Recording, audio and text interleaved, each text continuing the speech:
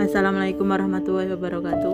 Perkenalkan, nama saya Ira Kusumawati dari kelas 2 PAI A dengan NIM 2141104021666. Video ini dibuat untuk memenuhi tugas mata kuliah Filsafat Ilmu dengan dosen pengampu Ibu Wahyu Purwasih MPD.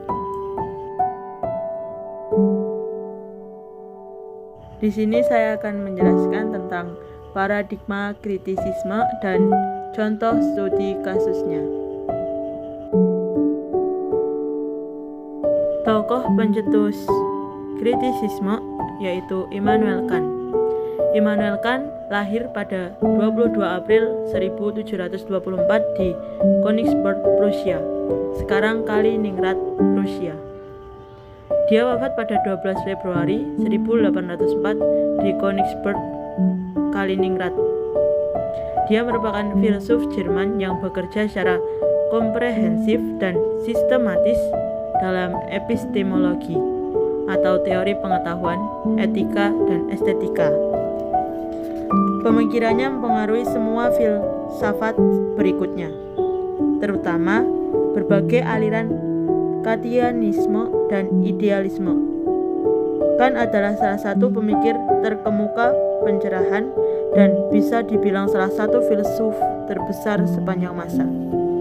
Dalam dirinya ada tren baru yang dimulai dengan rasionalisme atau penekanan alasan dari René Descartes dan empirisme menekankan pengalaman dari Francis Bacon.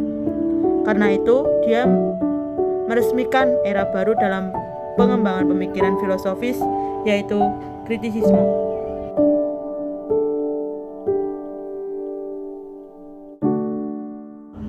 Paradigma kritisisme. Kritisisme berasal dari kata kritika yang merupakan kata kerja dari krinein. Artinya, memeriksa dengan teliti, menguji, dan membedakan. Lebih lengkap, kritisisme adalah suatu pengetahuan yang memeriksa dengan teliti apakah suatu pengetahuan yang didapat sesuai dengan realita kehidupan atau tidak. Kritisisme juga dapat diartikan sebagai pembelajaran yang menyelidiki batasan-batasan kemampuan rasio sebagai sumber pengetahuan manusia. Kritisisme merupakan sebuah paradigma yang menjembatani antara filsafat rasionalisme dan empirisme.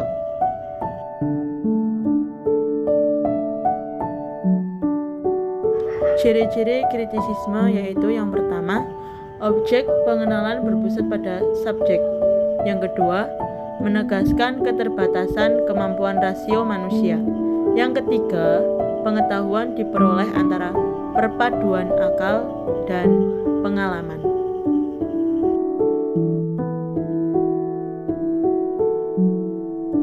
Contoh studi kasus pada jurnal yang berjudul Dapur, Makanan, dan Resistensi Perempuan dalam Cerita Pendek, Kutukan Dapur karya Eka Kurniawan.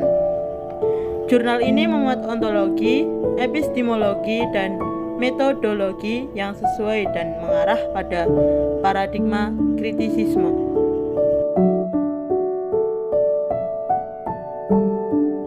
Pertama, kita akan membahas aspek ontologi.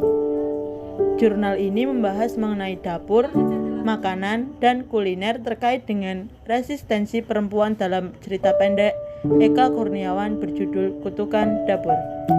Objek penelitiannya yaitu dapur, makanan, dan resistensi perempuan.